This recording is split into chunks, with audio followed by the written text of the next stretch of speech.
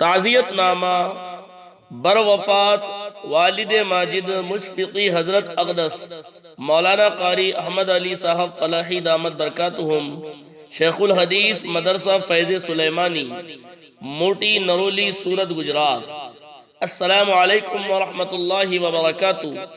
مورخہ 10 شعبان المعظم 1443 ہجری مطابق 14 مارچ 2022 بروز پیر کو حاجی حسین علی جعفر علی بتی والا رحمت اللہ علیہ، والد گرامی مشفقی حضرت اقدس مولانا قاری احمد علی صاحب فلاحی دامت برکاتہم، شیخ الحدیث مدرسہ فیض سلیمانی، موٹی نرولی سورت گجرات کے انتقال کی خبر سے بے حد دلی رنج و صدمہ ہوا۔ یقیناً حاجی حسین علی رحمت اللہ علیہ نہایت متقی، پرہیزگار، عاجزی و انکساری، اخلاص و للہیت اور اہل اللہ و علماء کی محبت میں بے نظیر تھے۔ راقم السطور اور حاجی سید احمد صاحب شیگاؤ، حضرت مولانا سید سلیم احمد صاحب ندوی محتمم دارالعلوم دھارنی اور مولانا شریف خان صاحب ناظم مدرسہ ابوبکر صدیق دیول گھاٹ بلڈانا آپ کے غم میں شریک ہے اور حزب مقدور ایصال ثواب کر رہے ہیں، اور دعا گو ہے کہ خدائے عز و جل اپنے خاص فضل و کرم سے مرحوم کو جنت الفردوس میں اعلیٰ مقامات عطا فرمائے، انبیاء و صدیقین، شہداء و صالحین کے زمرے میں شامل فرمائے، اور جملہ پسماندگان کو صبر جمیل عطا فرمائے، آمین۔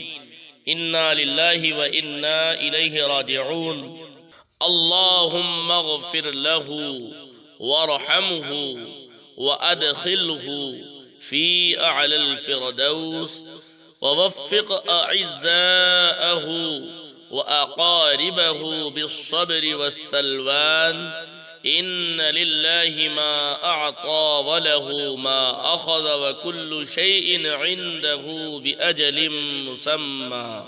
عن ابی ہریرۃ ان رسول اللہ صلی اللہ علیہ وسلم قال اذا مات الانسان انقطع عنه عمله الا من صدقة جاریة او علم ينتفع به او ولد صالح يدعو له۔ جب انسان مر جاتا ہے تو اس کا عمل بند ہو جاتا ہے مگر 3 چیزیں۔ نمبر 1 صدقہ جاریہ، یعنی ایسا صدقہ جس سے زندہ لوگ نفع حاصل کرتے رہے۔